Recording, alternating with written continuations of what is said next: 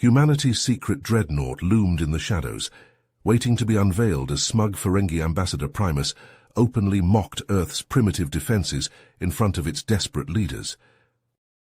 35-year-old Timothy Morales of the elite Terran Defense Force stood rigidly at attention behind the diminutive alien diplomat. He watched the pallid, sweating human politicians squirm as Primus detailed in cruel specificity how easily his empire could conquer their planet. "We graciously offer to share Earth's resources," the Secretary-General stammered, "in exchange for your empire's protection." Primus cackled nastily, waving a clawed hand. "Foolish humans, we already mined your asteroid belt dry. What use have we now for your measly mudball? No, I think conquest would prove far more amusing." His blood ran cold. These negotiations had been a ruse all along. The real battle was about to begin, and if Earth's final gambit failed, humanity was doomed to enslavement or extinction at the hands of these pitiless invaders. Everything depended on their secret weapon, the Dreadnought, stashed somewhere out in the inky void. But would it be enough against a whole Ferengi armada, and if so, would it reveal itself in time? Timothy's mind raced as he processed the dire news from his earpiece. With the Ferengi armada mere minutes away, he knew he had to act fast. Grabbing Primus by the arm, he hustled the smirking alien towards the elevators. "Come with me, Ambassador," Timothy said tersely. "We need to get you to a secure location." Primus chuckled as they stepped into the elevator, the doors sliding shut with a soft hiss. "Running scared already, human? I thought you'd at least put up a bit of a fight before surrendering." Timothy ignored the taunt, jabbing the button for the deepest sub-basement. As the elevator descended, he tapped his earpiece. "This is Morales. I have the Ferengi ambassador, and am taking him to the bunker, requesting further instructions over." There was a crackle of static before a voice responded. "Morales, this is Command. Your orders are to keep the ambassador alive and secure until the arrival of TDF Special Task Force Omega. They will take custody of the ambassador upon arrival. Maintain your position and await further instructions. Command out." Timothy frowned, puzzled by the mention of a special task force. What did they want with Primus, and why keep him alive? His musings were interrupted by a sudden shudder that rocked the elevator. The lights flickered momentarily before steadying. "So it seems the festivities have begun," Primus said, his sharp teeth glinting in the harsh fluorescent light. "Your pitiful defenses will crumble like sand before the might of the Ferengi Empire." The elevator doors opened with a ding, revealing a long, dimly lit corridor hewn from solid bedrock. Timothy prodded Primus forward, his hand resting on the butt of his sidearm. They made their way down the corridor, their footsteps echoing in the oppressive silence. Another tremor shook the bunker, sending a fine mist of dust drifting down from the ceiling. Timothy's jaw clenched as he thought of the destruction being wrought above them. How many lives had already been lost? How many more would perish before this nightmare was over? They reached a heavy steel door set into the rock wall. Timothy punched in a code on the keypad, and the door swung open with a groan, revealing a small Spartan room with a table and 2 chairs. He motioned for Primus to enter. "We'll wait here until the task force arrives," Timothy said, closing the door behind them with a clang. Primus settled into one of the chairs, looking for all the world like he was lounging in a luxury suite rather than a bare concrete bunker. "You humans are so predictable," he said, examining his claws, "always scurrying for cover at the first sign of danger. The Ferengi will make short work of your defenses, and then we'll root out every last one of you from your hiding holes." Timothy sat across from him, fighting to keep his composure. "What do you hope to gain from this invasion?" he asked, trying to keep his voice steady. "Why attack us now, after all this time?" Primus leaned forward, his eyes glittering with malice. "You humans are like vermin, multiplying and spreading across the galaxy. It's time someone exterminated you before you become a true nuisance." Timothy's hand tightened on his sidearm, but he forced himself to remain calm. He needed to keep Primus talking, to try and glean some information about the Ferengi's plans. "You underestimate us," Timothy said. "Humanity will not go quietly into the night. We will fight you with everything we have." Primus threw back his head and laughed, the sound echoing off the bare walls. "Fight us? With what? Your primitive ships and weapons are no match for our technology. Face it, human, your species is doomed." The bunker shook again, more violently this time. Dust rained down from the ceiling and the lights flickered ominously. Timothy knew that time was running out. The Ferengi were slowly but surely blasting their way through Earth's defenses. If the Dreadnought didn't make its appearance soon, all would be lost. But for now, all he could do was wait and hope, trapped in this claustrophobic bunker with a sadistic alien who held the fate of humanity in his clawed hands. The hours crawled by with agonizing slowness, punctuated by the distant booms of orbital bombardment and the occasional flicker of the lights. Timothy tried again and again to pry information from Primus, but the Ferengi ambassador remained stubbornly silent, only breaking his silence to offer the occasional mocking jibe or vague threat. It was a battle of wills between captor and captive, and Timothy was determined not to lose. So he sat and waited, his sidearm never leaving his hand, his eyes never leaving Primus.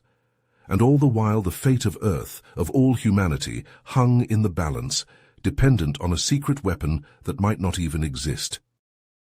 The bunker shuddered once more, the strongest tremor yet. The lights went out, plunging them into darkness. Timothy heard Primus shift in his seat, a soft, sinister chuckle emanating from the blackness. Timothy's earpiece crackled to life again, a burst of static preceding an urgent coded message from TDF Command. "Morales, listen carefully. Earth's governments have been working on a secret project, codenamed Dreadnought. It's a massive warship, hidden deep in the Pacific, equipped with advanced weapons and shielding tech reverse-engineered from the Ferengi. It may be our last hope." Timothy's heart raced at the revelation, a flicker of hope igniting in his chest. The Dreadnought could turn the tide of this war, give humanity a fighting chance against the Ferengi onslaught. The message continued. "Your orders have changed. Escort the ambassador to a secure facility in the Rocky Mountains. He'll be our bargaining chip in negotiations with the Ferengi. We're sending coordinates now. Maintain radio silence until you reach the destination. Good luck, Morales. Command out." Timothy glanced at Primus, who sat in the darkness, his eyes glinting with malevolent amusement. "Looks like we're going on a little trip, Ambassador," Timothy said, his voice steady despite the turmoil roiling inside him. Primus chuckled, the sound low and menacing. "A futile endeavor, human. There will be no negotiations. The Ferengi will not rest until your world is ashes." Ignoring the taunt, Timothy hauled Primus to his feet, securing the alien's hands with a pair of reinforced cuffs. "Move," he ordered, guiding Primus towards the bunker's exit. They emerged into a war-torn cityscape, the once proud skyscrapers of New York reduced to smoking ruins.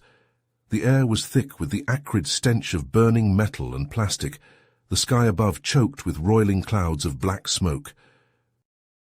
Timothy and Primus picked their way through the rubble-strewn streets, the eerie silence broken only by the distant thud of explosions and the occasional scream of Ferengi fighter-craft tearing through the sky above. As they turned a corner, a burst of plasma fire erupted from a nearby alleyway. Timothy shoved Primus to the ground, diving for cover behind the twisted wreckage of a car. A squad of Ferengi shock troopers emerged from the shadows, their sleek black armor glinting in the ruddy light of the burning city. Timothy returned fire, his pulse rifle spitting out a hail of high-velocity rounds. 2 of the troopers went down, their armor sparking and sizzling as the bullets found their mark, but the others kept coming, their own weapons flashing as they advanced on Timothy's position. A plasma bolt seared past Timothy's head, close enough to scorch his hair. He ducked lower, his heart hammering in his chest. Another bolt struck the car, the metal bubbling and melting under the intense heat. Beside him, Primus let out a yelp of pain. Timothy glanced over to see the ambassador clutching his arm, dark blood seeping between his fingers. A plasma bolt had found its mark, searing through flesh and bone. Timothy gritted his teeth, knowing he had to end this fight quickly. He popped up from behind the car, his rifle blazing. Another trooper fell, his helmet shattered by a well-placed shot. The remaining Ferengi, seeing their comrades fall, began to retreat, laying down a covering fire as they backed towards the alley. Timothy pressed the advantage, advancing on their position, his rifle never ceasing its deadly chatter. In a matter of moments it was over. The last trooper crumpled to the ground, his weapon clattering from his lifeless fingers. Timothy stood amid the carnage, his chest heaving, the barrel of his rifle smoking in the chill air. "We need to keep moving," Timothy said, helping Primus to his feet. "There'll be more of them coming." Primus nodded weakly, his breath coming in sharp, ragged gasps. Together they set off into the ruined city, the weight of their mission bearing down on them like a physical burden. The journey ahead would be long and perilous, fraught with danger at every turn. But Timothy was determined to see it through, to deliver Primus to the safety of the Rocky Mountains and give humanity a chance, however slim, at survival. The fate of Earth, of all he held dear, rested on his shoulders, and he would not fail. The journey across the ravaged heartland was a harrowing ordeal. Timothy and Primus stuck to back roads and abandoned highways, skirting the smouldering ruins of once thriving towns and cities. The sky above was a sickly, roiling grey, choked with the ashen remains of civilization. On the 5th day, with their supplies running low and Primus's wound festering, they stumbled upon an abandoned military base deep in the Midwest. The sprawling complex of bunkers and barracks looked like it had been hastily evacuated, the perimeter fences torn down and the guard towers standing empty. Timothy half-carried, half-dragged Primus into the nearest building, a squat concrete structure that might have once served as a command center. Inside, the air was stale and thick with dust, the only light filtering in through grimy, shattered windows. As he laid Primus down on a mouldering cot, Timothy's eye was drawn to a door at the far end of the room, set into the wall at an odd angle. Curious, he approached it, his hand resting on the butt of his sidearm. The door was made of reinforced steel, with a complex electronic lock set into the frame. Timothy frowned, considering. Such a heavy-duty door in a base like this could only mean one thing. Whatever lay behind it was important. Timothy stepped inside, his rifle at the ready. The room beyond was small and dimly lit, the walls lined with banks of advanced computer equipment. A communications room, he realized, his heart quickening. And not just any communications room. This was bleeding-edge tech, the kind of stuff usually reserved for black ops and top-secret projects. He hurried to the nearest console, his fingers flying over the keys as he tried to establish a connection to TDF command. The screen flickered to life, and he found himself face to face with a stern-looking woman in an admiral's uniform.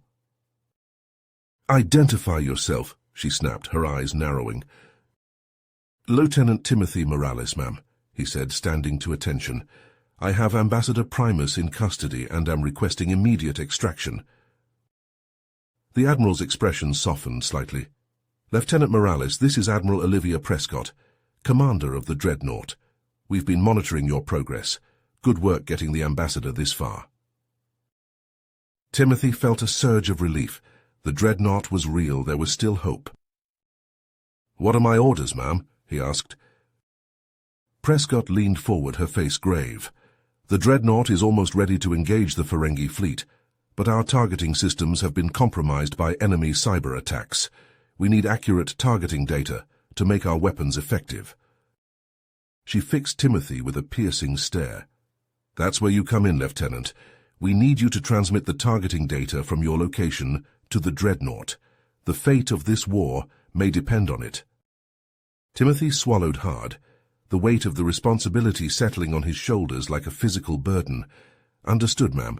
What do I need to do?" "The data is stored in the base's central computer core, in a secure vault on the lower levels. You'll need to access the vault, download the data onto a portable drive, and then transmit it to us using the communications array." Prescott's expression turned grim. "But be careful, Lieutenant. We've detected Ferengi forces in your area, and they're likely searching for you and the ambassador. You'll need to avoid detection and work quickly." "See that you don't. The fate of Earth is in your hands now, Lieutenant." Prescott out. The screen went dark, and Timothy stood for a moment in the silence of the communications room, his mind racing. Then, with a deep breath, he turned and hurried back to where Primus lay, his face pale and slick with sweat. As he knelt beside the wounded Ferengi, Primus's eyes flickered open, glassy and unfocused. "The vault," he rasped, his voice little more than a whisper. "The data. It's not just targeting information." Timothy leaned closer, his heart pounding. "What do you mean?" Primus's hand shot out, gripping Timothy's wrist with surprising strength. "The Ferengi, they don't just want to conquer Earth. They want to... His words dissolved into a fit of coughing, his body shaking with the force of it. Timothy held him steady, his mind whirling with the implications of Primus's words. What were the Ferengi really planning, and what secrets did the vault hold that could be even more valuable than the targeting data? As Primus slipped back into unconsciousness, Timothy stood, his resolve hardening into a cold, sharp thing in his chest. Whatever the answers were, he would find them, and he would stop the Ferengi, no matter the cost. With Primus slipping in and out of consciousness, Timothy turned his attention to the computer console, his fingers flying over the keys as he worked to access the Ferengi communications network. Lines of alien code scrolled across the screen, the symbols strange and unfamiliar. Timothy's brow furrowed in concentration as he sifted through the data, searching for any scrap of information that could give Earth an advantage in the war. Suddenly, a string of text caught his eye, a series of coordinates, followed by a word in the Ferengi language that he didn't recognize. "Veloxia," Primus rasped from the cot, his voice barely audible. "They're planning to invade Veloxia." Timothy spun to face the wounded ambassador, his heart pounding. "What are you talking about?" Primus struggled to sit up, his face contorted with pain. "The Ferengi, they want Earth's resources. Novarium, a mineral found only on your planet. They need it to create weapons to conquer the Veloxians." A chill ran down Timothy's spine as the pieces fell into place. Earth was just a stepping stone, a means to an end for the Ferengi's galactic ambitions. If they succeeded, not only would humanity be enslaved, but the balance of power in the galaxy would be forever altered. Timothy turned back to the console, his fingers trembling slightly as he worked to decrypt the rest of the Ferengi communications. The more he uncovered, the more dire the situation appeared. The Ferengi's plan was already in motion, and time was running out. Just as he was about to initiate the data transfer to the Dreadnought, a sudden blast rocked the communications room. Timothy spun around, his hand flying to his sidearm. The door to the room was buckling inward, the metal dented and smoking. "They've found us," Primus said, his voice tinged with resignation. Timothy cursed under his breath, his mind racing. He couldn't let the Ferengi stop the data transfer, not when the fate of Earth and countless other worlds hung in the balance. He rushed to the door, dragging a heavy metal desk across the floor to barricade the entrance. Another blast shook the room, the door straining against its hinges. Timothy took up position behind the desk, his rifle trained on the door. He had to buy more time, just a few more minutes to complete the upload. The door exploded inward, shards of metal flying through the air. Timothy opened fire, the muzzle of his rifle flashing in the dim light. Ferengi infiltrators poured into the room, their own weapons blazing. Timothy ducked behind the desk, plasma bolts sizzling overhead. He popped up to fire off a few shots, dropping one of the attackers, but there were too many, and they were closing in fast. He glanced back at the console, the progress bar crawling agonizingly slowly across the screen. Just a little longer. A plasma bolt struck the desk, the heat searing Timothy's skin. He gritted his teeth against the pain, his finger tightening on the trigger. Another Ferengi fell, but two more took his place. The console behind him let out a sudden chime, the progress bar flashing green. The upload was complete. Timothy allowed himself a small, grim smile. Whatever happened now, he had done his duty. The Dreadnought had the data it needed to take the fight to the Ferengi. He rose from behind the desk, his rifle spitting fire. The Ferengi fell back, momentarily stunned by his ferocity. Timothy pressed the advantage, moving forward, his weapon bucking in his hands. But there were too many of them, and he was out of time. A plasma bolt struck him in the shoulder, spinning him around. He fell to one knee, his vision blurring. The Ferengi closed in, their weapons trained on his chest. Timothy looked up at them, his jaw set with defiance. He had done all he could. The rest was up to the Dreadnought, and the brave men and women fighting to save Earth. As the Ferengi's leader stepped forward, his weapon leveled at Timothy's head, the room suddenly shook with a deep, bone-rattling hum. The Ferengi looked around, confusion and fear etched on their alien features. Timothy smiled, blood trickling from the corner of his mouth. He knew that sound, had heard it once before during a training exercise aboard the Dreadnought. It was the sound of the ship's main engines powering up, the sound of humanity's last hope, rising to meet the Ferengi threat head-on. The Ferengi leader snarled, his finger tightening on the trigger. But before he could fire, a blinding white light filled the room, accompanied by a roar like 1,000 thunderclaps. The ground heaved beneath Timothy's feet, throwing him and the Ferengi off balance.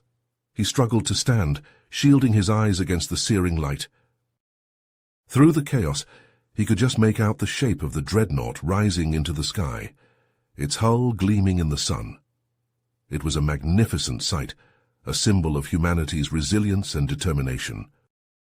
As the ship climbed higher, the Ferengi scrambled for cover, their weapons forgotten. Timothy stumbled to the console, his eyes widening as he saw the data streaming across the screen. The Dreadnought was receiving targeting coordinates from ships and bases across the globe, a network of human resistance working in concert to guide the ship to its targets. And there, in the center of it all, was the Ferengi command ship, a massive, bloated monstrosity bristling with weapons. The Dreadnought's targeting systems locked on, the ship's powerful cannons swiveling to face the enemy. Timothy held his breath, his heart pounding in his chest. This was it, the moment of truth. If the Dreadnought failed, all was lost.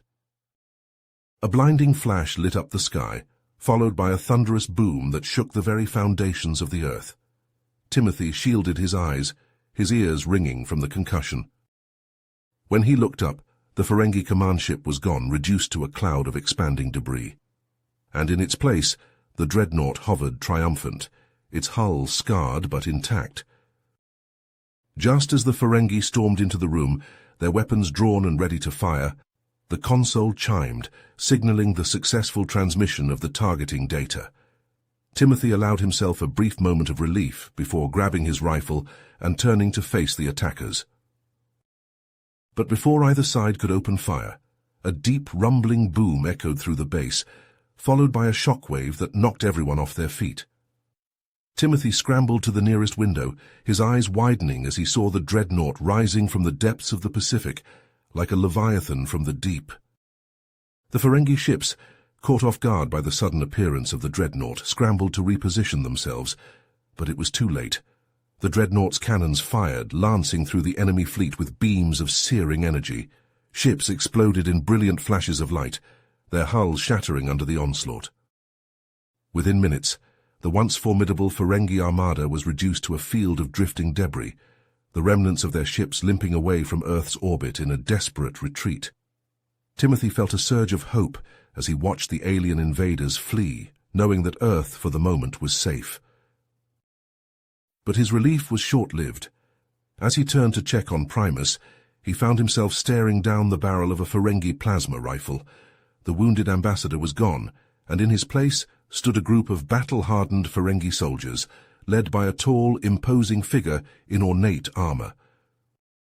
"I am Zaxxon, commander of the Ferengi Expeditionary Force," the leader said, his voice a guttural growl. "And you, human, have something we want."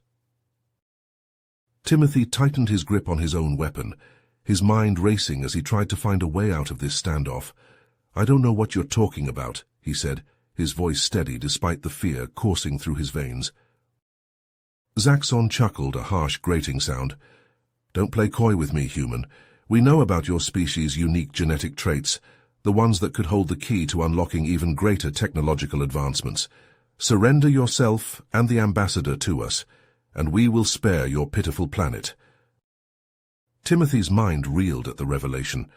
The Ferengi's interest in Earth went far beyond mere conquest or resource acquisition. They believed that humans held some secret genetic key, something that could give them an even greater advantage in their quest for galactic domination. As he grappled with the weight of Zaxxon's offer, his communicator crackled to life. "Lieutenant Morales, this is Admiral Prescott. We have detected a massive Veloxian fleet approaching Earth. They pose an even greater threat than the Ferengi. You must make a decision, and quickly." Timothy's heart sank as he realized the true scope of the danger facing Earth. The Veloxians, known throughout the galaxy for their ruthless conquest of other worlds, would stop at nothing to claim Earth for their own. He looked at Zaxxon, his eyes narrowing. "How do I know you'll keep your word? How do I know you won't just enslave us anyway?" Zaxxon spread his hands, a gesture of mock sincerity. "You don't. But what choice do you have? The Veloxians will show no mercy. At least with us, your species has a chance of survival." Timothy's finger tightened on the trigger of his rifle, his mind churning with the impossible choice before him: trust in the Dreadnought's ability to defend Earth against the Veloxians, or place his faith in the dubious promises of the Ferengi. The fate of Earth, of all humanity, rested on his decision, and as the seconds ticked by, the weight of that responsibility bore down on him like a physical force, threatening to crush him under its immensity. Timothy's mind raced as he weighed his options, the seconds ticking by like hammer blows. Zaxxon's offer hung in the air, a tantalizing chance at salvation, but at what cost? Could he trust the Ferengi to keep their word, to spare Earth in exchange for his and Primus's surrender? And yet, what choice did he have? The Veloxians were coming, their vast fleet bearing down on Earth like a swarm of locusts. Even with the Dreadnought's might, the odds of victory seemed slim. In that moment, a desperate plan formed in Timothy's mind. He reached into his pocket, his fingers closing around a small oval device, a tracking beacon, standard issue for all TDF operatives. With a deft movement, he slipped the device into Primus's tattered robes, the ambassador too weak and disoriented to notice. Timothy turned to face Zaxxon, his expression grim. "I accept your offer," he said, his voice steady despite the turmoil roiling within him, "on the condition that you allow me to treat Primus's wounds before we depart." Zaxxon's eyes narrowed, but he nodded curtly. "Make it quick, human." As Timothy knelt beside Primus, ostensibly to check his bandages, he leaned in close, his lips barely moving as he whispered, "Play along. I have a plan." Primus's eyes widened fractionally, but he gave no other sign of acknowledgement. Timothy helped him to his feet, supporting the wounded Ferengi as they followed Zaxxon out of the communications room and into the war-torn base. The Ferengi shuttle awaited them on the landing pad, its sleek black hull gleaming in the harsh sunlight. As they boarded, Timothy's heart pounded in his chest, the weight of his decision bearing down on him like a physical force. The shuttle lifted off, the ground falling away beneath them as they rose into the sky. Timothy sat beside Primus, his eyes fixed on the viewport as the ravaged landscape of Earth receded into the distance. As they broke through the atmosphere, the vast expanse of space opening up before them, Timothy's enhanced hearing picked up a snippet of conversation from the cockpit. Zaxxon's voice, low and urgent, speaking to another Ferengi officer. "The gravity weapon is nearly ready. Once we deal with the Veloxians, the galaxy will be ours for the taking." Timothy's blood ran cold. A gravity weapon. The implications were staggering. With such a device, the Ferengi could manipulate the very fabric of space-time, crushing entire planets with the force of their own mass. He had to warn the Dreadnought, to find a way to stop the Ferengi before it was too late. But first he had to find a way off this shuttle. As if in answer to his thoughts, a sudden jolt rocked the craft, sending Timothy and Primus tumbling from their seats. Alarms blared, red light flooding the cabin as the shuttle lurched and spun. "What's happening?" Zaxxon demanded. staggering into the main compartment, his face contorted with rage. "We've been hit," the pilot shouted back, his voice laced with panic. "Some kind of energy pulse from the planet's surface." Timothy's heart leapt. The Dreadnought. It had to be. Somehow they had detected the Ferengi shuttle and were trying to bring it down. The craft shuddered again, sparks cascading from ruptured conduits. Timothy seized his chance. Lunging forward, he tackled Zaxxon, sending the Ferengi commander crashing to the deck. Primus, understanding Timothy's intent, hurled himself at the pilot, grappling for control of the shuttle's helm. The craft bucked and rolled, the ground rushing up to meet them as they plummeted from the sky. With a bone-jarring impact, the shuttle slammed into the surface of a barren, rocky moon, skidding across the unforgiving terrain in a shower of sparks and debris. Timothy, battered but alive, dragged himself from the wreckage, his breath coming in ragged gasps. Primus limped up beside him, his face ashen but determined. In the distance, the flaming wreckage of the Ferengi shuttle belched black smoke into the starry sky. Zaxxon and the pilot were nowhere to be seen, likely crushed in the impact. Timothy reached for his communicator, his fingers trembling as he keyed in the Dreadnought's frequency. "Admiral Prescott, this is Lieutenant Morales. Do you read me?" A burst of static, then Prescott's voice, strained but clear. "Morales, thank God, we thought we'd lost you." "Admiral, listen carefully. The Ferengi have a gravity weapon, something that could turn the tide of this war. We have to find it, to use it against the Veloxians before it's too late." "Understood, Lieutenant. Transmit your coordinates. We'll come for you, but hurry. The Veloxians are pressing their attack. We can't hold them off much longer." Timothy swallowed hard, glancing at the rugged alien landscape around them. "Roger that, Admiral. I'll await your arrival. Morales out." Primus nodded, his expression pained but resolute. "Lead the way, Lieutenant. As distasteful as I find the prospect of relying on a human, it seems our fates are intertwined." Together, the unlikely allies set off across the moon's rocky surface, the distant flashes of battle lighting the sky above them. The gravity weapon was out there, somewhere, waiting to be found. And with it perhaps a chance to save not just Earth, but the galaxy itself. The barren, rocky terrain of the moon stretched out before Timothy and Primus, a harsh and unforgiving landscape, bathed in the eerie light of distant stars. The two unlikely allies picked their way across the jagged ground, their progress slowed by Primus's injuries and the treacherous footing. As they walked, Timothy's mind raced, trying to formulate a plan. The gravity weapon was the key to everything. If they could find it, if they could somehow harness its power, they might stand a chance against the Veloxians. But first, they had to survive long enough to reach it. A sudden movement caught Timothy's eye, a flicker of shadow against the starlit sky. He froze, his hand instinctively reaching for his sidearm. Beside him, Primus tensed, his keen Ferengi senses no doubt picking up the same disturbance.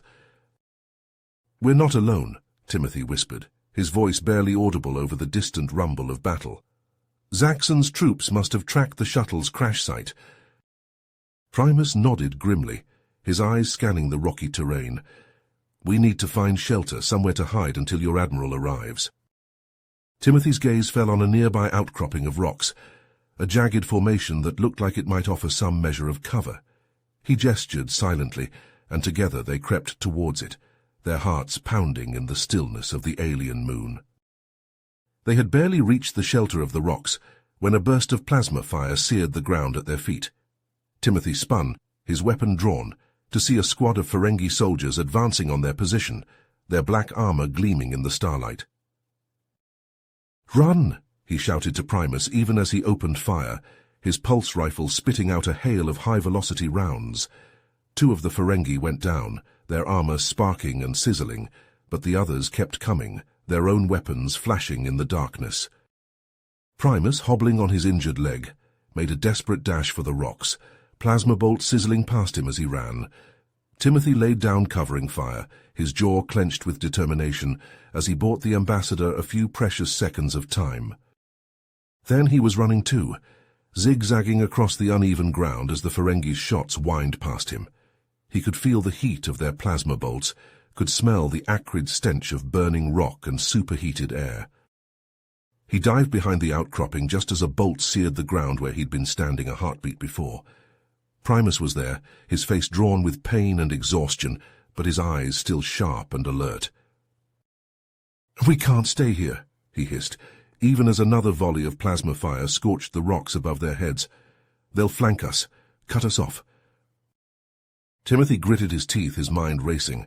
Primus was right, they were trapped, pinned down with no way out, unless...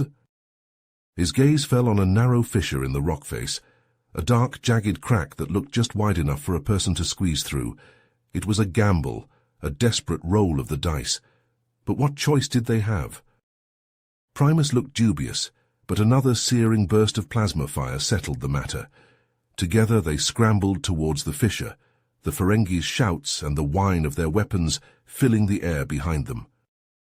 The crack was even narrower than it had appeared, the rock walls pressing in on them from all sides as they squirmed and clawed their way deeper into the moon's crust. The darkness was absolute, broken only by the faint, eerie glow of bioluminescent lichen clinging to the damp stone. Timothy could hear Primus's labored breathing, could feel the ambassador's body trembling with exhaustion and pain. But still they pressed on, driven by desperation and the primal need to survive. At last, after what felt like an eternity, the tunnel began to widen, the oppressive darkness giving way to a faint, diffuse light up ahead. Timothy quickened his pace, his heart pounding with a sudden, desperate hope. They emerged into a vast underground cavern, a cathedral of stone that stretched away into the depths of the moon. And there, in the center of the chamber, illuminated by a shaft of pale, silvery light, sat a device that could only be the gravity weapon. It was a thing of dark alien beauty, all sleek curves and pulsing eldritch energy. Timothy could feel the hairs on the back of his neck standing up, could taste the metallic tang of ozone on the back of his tongue. He turned to Primus, a fierce, triumphant grin spreading across his face. "We found it," he said, his voice echoing in the vastness of the cavern. "Now we just have to figure out how to use it." But even as the words left his lips, a shadow fell across the entrance to the cavern. Timothy spun, his rifle raised, to see Zaxxon standing there, flanked by a dozen Ferengi soldiers.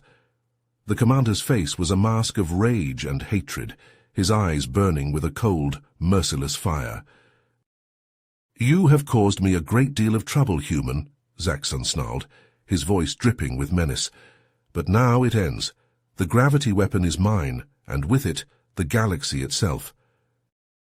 He raised his hand, and the Ferengi soldiers leveled their weapons, the cavernous chamber erupting in a storm of plasma fire and searing, blinding light. Timothy and Primus dived for cover, the fate of the galaxy hanging in the balance as the battle for the gravity weapon began. As the Dreadnought descended through the moon's thin atmosphere, Timothy scanned the barren surface, searching for any sign of the abandoned Ferengi outpost. The ship's sensors had detected a faint energy signature emanating from beneath the moon's crust, a telltale sign of advanced technology. At last he spotted it, a small, unassuming hatch set into the base of a towering cliff face. The Dreadnought landed nearby, its massive engines sending up plumes of dust and debris as it touched down on the rocky surface. Timothy disembarked, flanked by a team of TDF's most elite soldiers. They approached the hatch cautiously, weapons at the ready, unsure of what they might find inside. The hatch was sealed tight, its locking mechanism long since rusted shut by exposure to the moon's harsh environment. With a grunt of effort, Timothy pried it open, the metal groaning in protest as it swung outward. Beyond lay a narrow, sloping tunnel, its walls lined with flickering, half-dead lights. They descended into the depths of the outpost, their footsteps echoing in the eerie silence. The air grew colder as they went, the chill seeping into their bones like a physical force. At last, they emerged into a vast underground chamber, its walls lined with banks of advanced computer equipment. Timothy hurried to the nearest console, his fingers flying over the keys as he searched for any information on the gravity weapon. What he found sent a chill down his spine.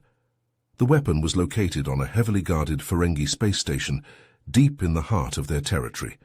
Its schematics revealed a device of terrifying power, capable not only of manipulating gravity, but of creating miniature black holes that could tear apart entire planets. Timothy relayed the information to Admiral Prescott, his voice tight with urgency. "Admiral, we have to act fast. If the Ferengi use this weapon, it could mean the end of everything." Prescott was silent for a moment, the weight of the decision heavy on her shoulders. "We'll have to infiltrate the station," she said at last, her voice grim. "The Dreadnought will launch a diversionary attack, drawing the attention of the Ferengi forces. Meanwhile, you'll lead a small team aboard the station and secure the weapon." Timothy nodded, his jaw set with determination. "Understood, Admiral. We won't fail."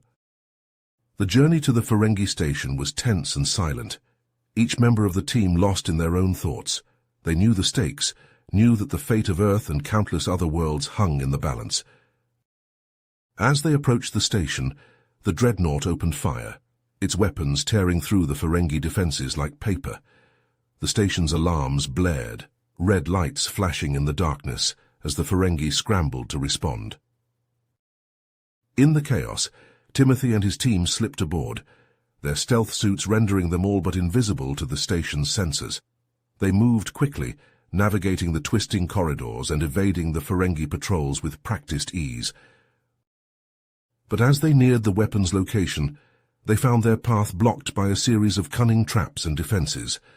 Laser grids, pressure-sensitive floors, and deadly automated turrets stood between them and their goal. Timothy gritted his teeth, his mind racing as he tried to find a way through.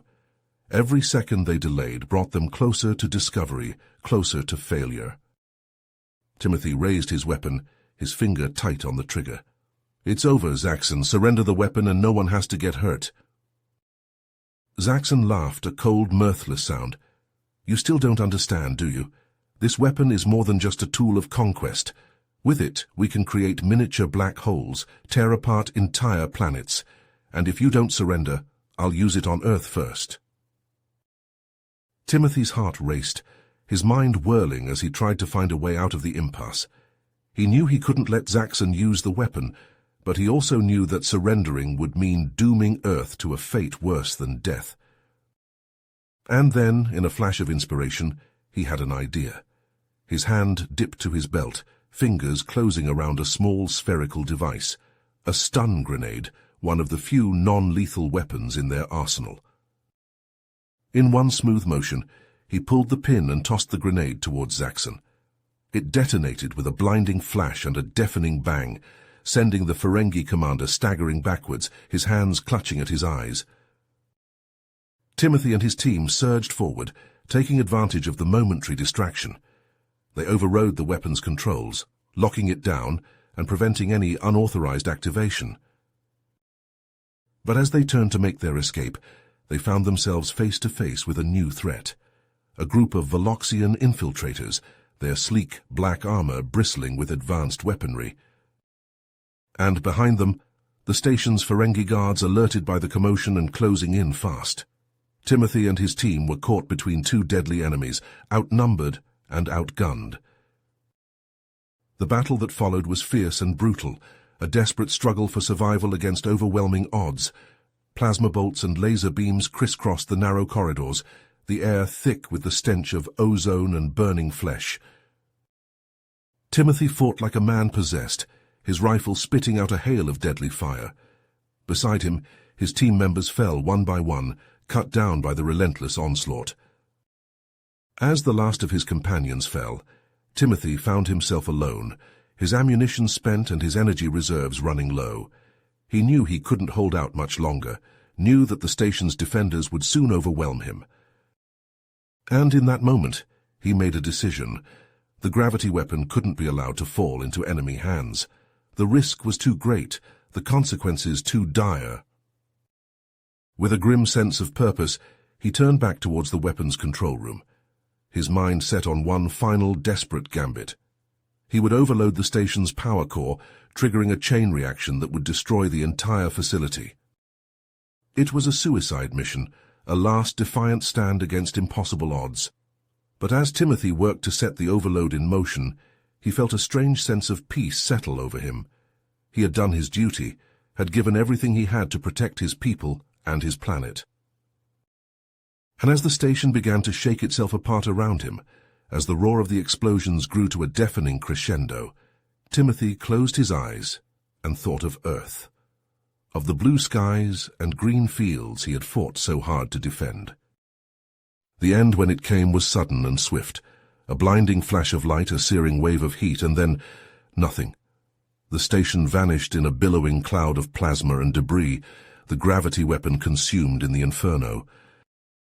And on the Dreadnought's bridge, Admiral Prescott bowed her head in silent tribute to the brave souls who had given their lives to save the galaxy from the Ferengi threat. The battle was won, but the cost had been high, and as the Dreadnought turned its bow towards home, the weight of all those sacrifices hung heavy in the air, a burden that would be borne by all those who had survived. With a grim sense of purpose, Timothy turned back to the gravity weapon's control panel, his fingers flying over the interface as he initiated the overload sequence. Red warning lights flashed and klaxons blared, the station's automated systems detecting the imminent catastrophe. "We have to move now," Timothy shouted over the din, his voice raw with urgency. The few remaining members of his team needed no further prompting, their faces grim with determination as they fought their way through the crumbling corridors towards the escape pods. Plasma bolts and laser blasts crisscrossed the space around them, as the surviving Ferengi and Veloxian forces converged on their position, desperate to stop them before they could escape. Timothy and his team returned fire, their weapons spitting lethal bursts of energy as they inched closer to their goal. Suddenly, a familiar figure emerged from the chaos, his once pristine robes now tattered and stained with blood. It was Primus, the Ferengi ambassador, who had started it all.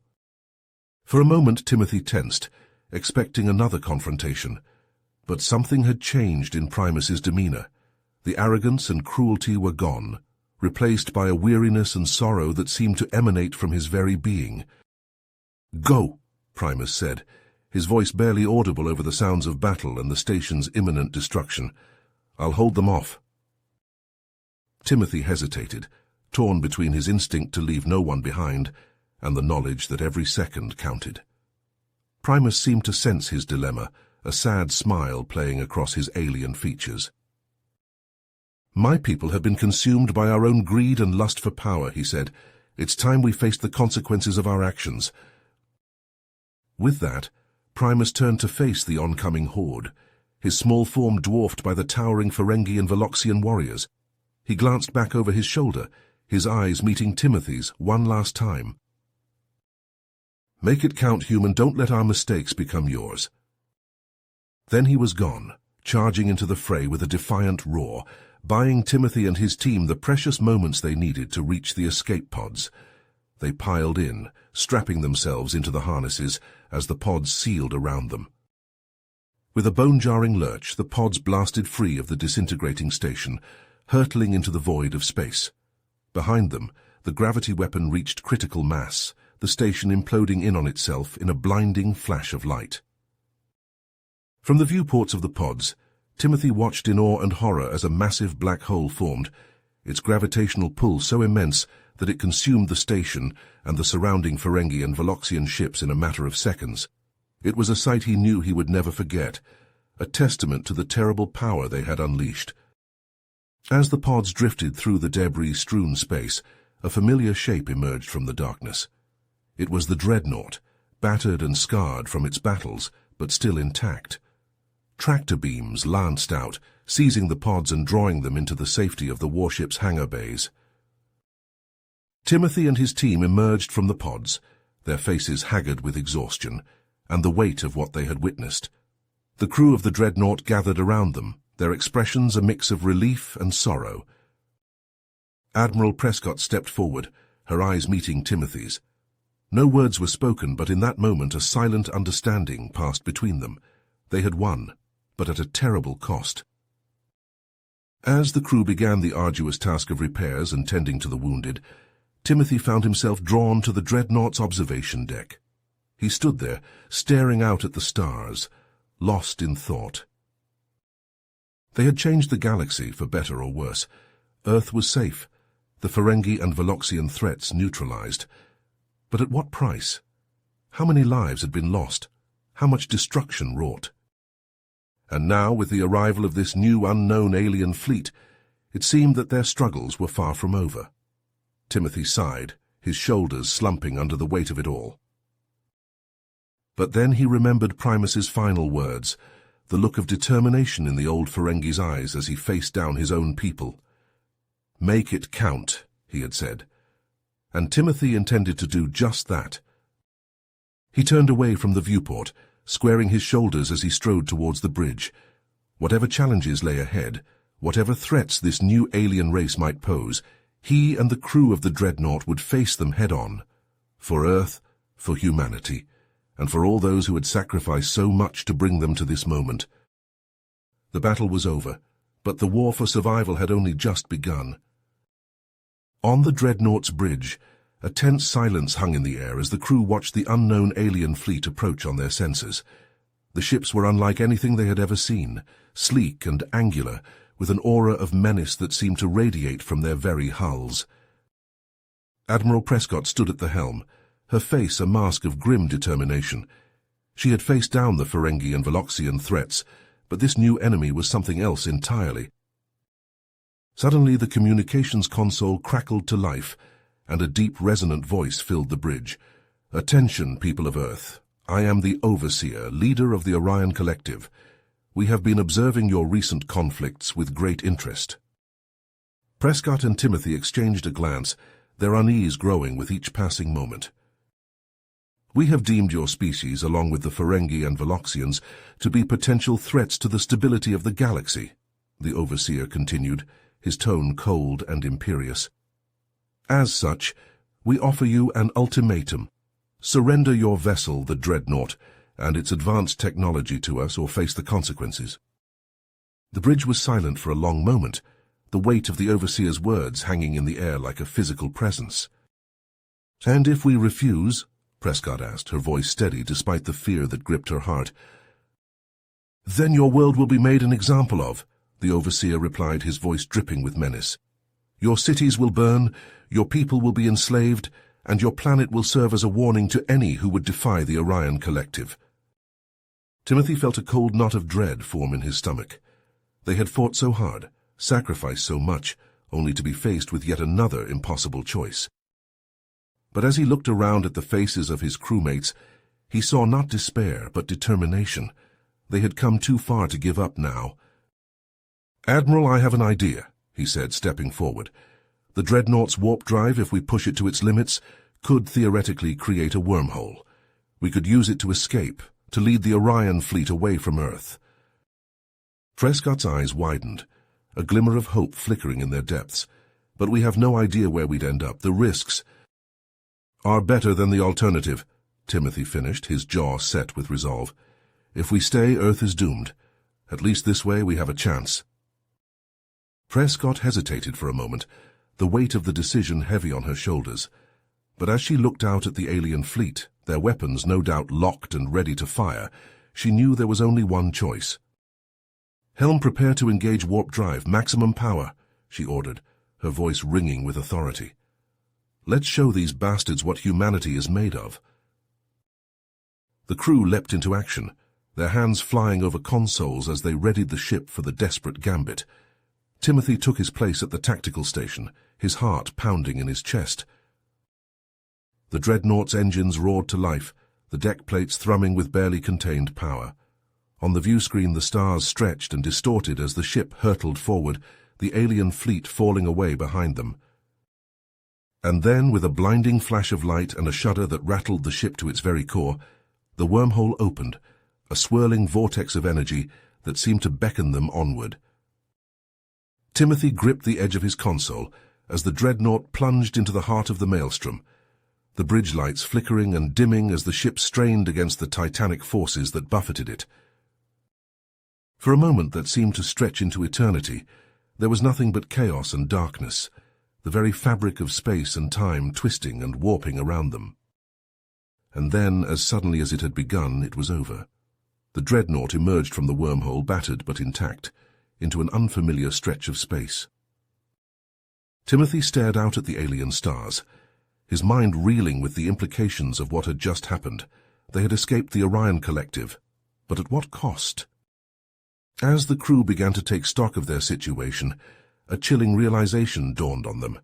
The constellations that filled the viewscreen were not the ones they knew, the stars subtly different in color and arrangement. And then they saw it, a massive space station hanging in the void, its surface covered with the same angular, menacing architecture of the Orion ships. But it was not the station itself that sent a shiver of dread down Timothy's spine, but the countless ships that surrounded it, each one emblazoned with the same ominous insignia. They had not just traveled through space, he realized, with a sinking feeling in his gut. They had traveled through time as well, flung into a future where the Orion Collective reigned supreme. And as he watched the station grow larger on the viewscreen, a cold certainty settled over him. In this bleak dystopian future, humanity's fate was already sealed. The Dreadnought, once their greatest hope, was now little more than a relic, a forgotten remnant of a past long since lost to the tyranny of the Overseer and his legions. But even as despair threatened to overwhelm him, Timothy felt a flicker of defiance stir in his heart. They had come too far, fought too hard, to give up now. Somehow, someway, they would find a way back to their own time.